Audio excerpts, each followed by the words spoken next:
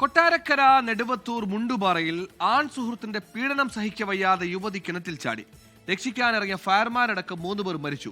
കൊട്ടാരക്കര സ്റ്റേഷനിലെ fireman Sony S Kumar, കിണറ്റിൽ ചാടിയ മുണ്ടുപാറ സ്വദേശി അർച്ചന, ആൺ സുഹൃത്ത് ശിവകൃഷ്ണൻ എന്നിവരാണ് മരിച്ചത്. ഭർത്താവ് ഉപേക്ഷിച്ച അർച്ചന ഒടുവിൽ തന്റെ ജീവിതം ജീവിച്ചു തീർക്കാൻ തീരുമാനിച്ചത് തന്നേക്കാൾ 10 വയസ്സോളം ഇളപ്പമുള്ള ശിവകൃഷ്ണനൊപ്പം. ഒന്നിച്ചുള്ള 3 മാസത്തെ മാത്രം ജീവിതം.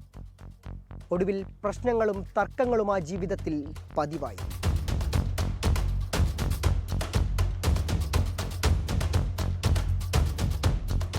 ഫയർഫോഴ്സ് നീ 5-6 പേരേ ഉള്ളായിരുന്നു.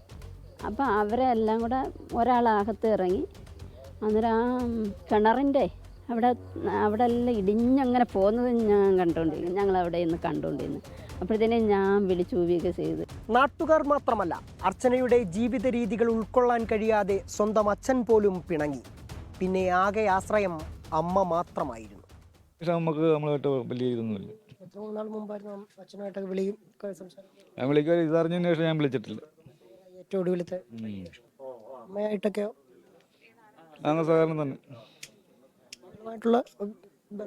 ഇല്ല. വേറെ മക്കളുണ്ടോ? എനിക്ക് വേറൊരു മോളുണ്ട്, അവള് കണ്ണൂര്.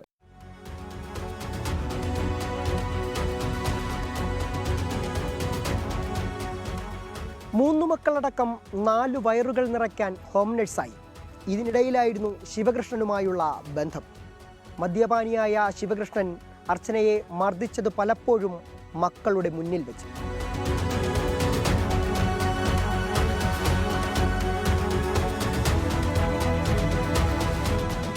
ആഴമേറിയ ഈ കിണറ്റിൽ ചാടിയാൽ ജീവന്റെ ഒരു പൊടി പോലും കിട്ടില്ലെന്ന അർച്ചനയ്ക്ക് നന്നായിട്ട് അറിയാമായിരുന്നു.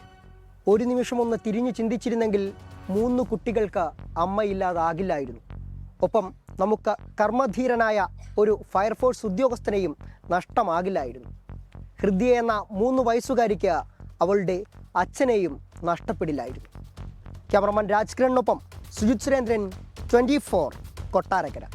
ലോകത്തെവിടെയായാലും ഏത് സമയത്തും 24 വാർത്തകളും ഓഗ്മെന്റഡ് റിയാലിറ്റി പാക്കേജുകളും എക്സ്പ്ലെയിനറുകളും വിശദമായി കാണാൻ ഞങ്ങളുടെ യൂട്യൂബ് ചാനൽ നിങ്ങൾക്ക് സബ്സ്ക്രൈബ് ചെയ്യാം.